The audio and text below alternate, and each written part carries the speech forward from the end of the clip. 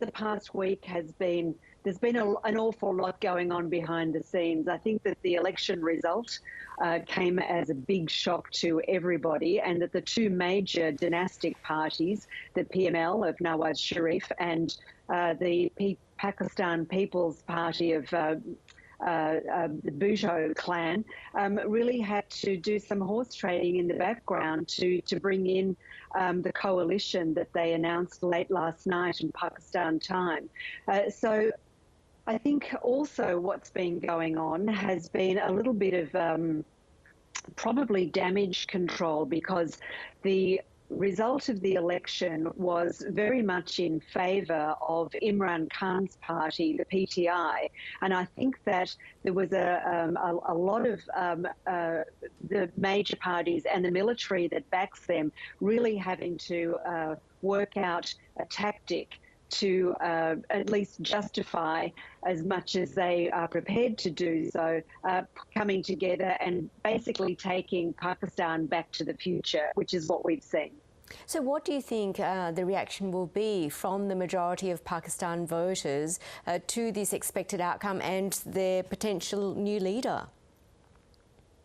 Well, we saw on February the 8th an enormous number of Pakistan's voters cast a ballot for Imran Khan, even though his party had been totally dismantled.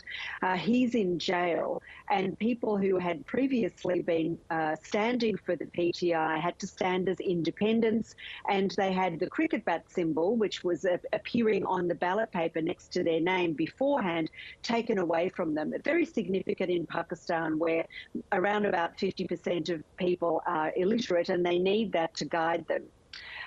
So what happened then, really, and what the PTI has alleged and is pursuing, they tell me, through the courts, is that there was a lot of post-poll fixing. And a lot of people have said it. There's been an awful lot of videos shared on social media. Court cases have been lodged to have a recount in up to 80 seats.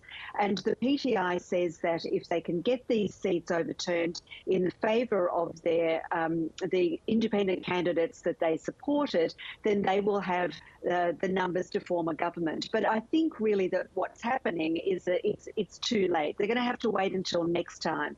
And Pakistan needs to have a government in place so that it can move forward with any number of crises that you want to name. There's a security crisis. There's definitely an economic crisis, and the country is due to have talks with the multilateral funding organisations soon for tranches of billions of dollars that will help them stave off a national bankruptcy, in effect. And they need a government to be able to do that. So that has to be the priority for the moment. I think the PTI will continue to bubble away in the background, but for now, there needs to be a semblance of stability for however long it lasts, so they can at least keep the economy turning over in the way that it does, which is basically on the smell of an oily rag. They're surviving, and that's what they need to keep doing. But Lynne, tensions do remain, particularly in Pakistan's northwest along the border with Afghanistan. Well, you're right. I went to North Waziristan a couple of days before the election. The election was on the 8th of February, as I mentioned. And I went there because very, very few journalists are able to get to those borderlands on either side of the border now, because the Taliban have taken control of Afghanistan. Because I wanted to see what is really going on there. It's there is an undercurrent of war that is not being reported because the Pakistan authorities are so good at clamping down on their own media and preventing international media from moving freely around the country. And what I found was what I had expected to find, a profoundly militarized area with a very, very obvious and thick army presence backed up by armed border police, but also a very fearful population. There's nothing going in there. There's no development, no roads, water, electricity, education is restricted. And the Taliban, now in control of Afghanistan, have an affiliate called the TTP, the Pakistani Taliban, who are basically running this region with a reign of terror. That people tell me that there are targeted killings every day, and that those who can flee do, because they remember what it was like up until 2016, when the Taliban held sway up there for 10 years. Millions of people were displaced, thousands and thousands have died. And in the last few months, we've seen local people take to the streets to call for peace. They want the army not to fight the Taliban, not to fight them, so that they can live in peace. And it's all being ignored. And it's a very big problem, and the incoming authorities have to deal with that as well. Do you think they can help to bring about stability to the political landscape, to be able to control this threat coming from the northwest?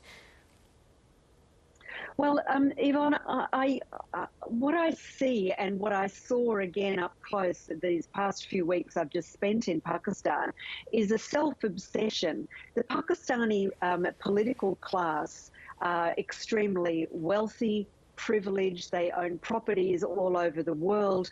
The army itself, which is a very big player in domestic politics, is almost like a housing and construction conglomerate. There's nothing that they don't have a hand in.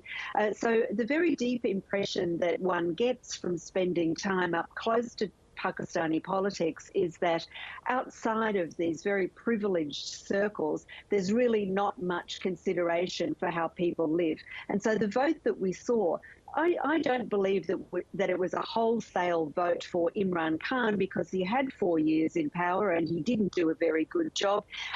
Rights and freedoms were rolled back. The economy didn't progress at all. But this vote was a vote against the status quo. Pakistani voters want to be able to have a say in their own lives and have their country function like a normal and proper democracy. But what we have is a youth bulge, and over the coming few years, millions more voters will come of age, and those voters believe in the power of their vote. And that's the danger that the establishment faces, that the power of the ballot box will only grow and only grow against them as time moves on. And the power of social media as well. Since Saturday, the platform X has been inaccessible in Pakistan after people started protesting. So what do you think could explain this? What has the impact been? Well, we saw on election day the national communications networks were closed down. This prevented people communicating with each other about voting, joining WhatsApp groups or accessing WhatsApp groups that could tell them where their local balloting station was.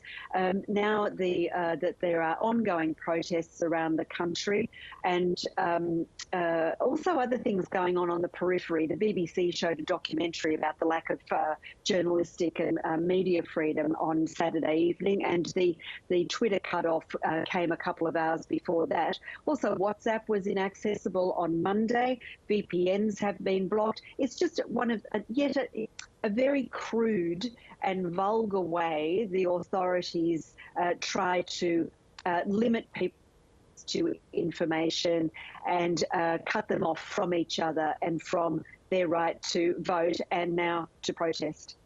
Important to know what's happening. Lynne O'Donnell, appreciate your time. Thanks for talking to us. Thanks, Yvonne.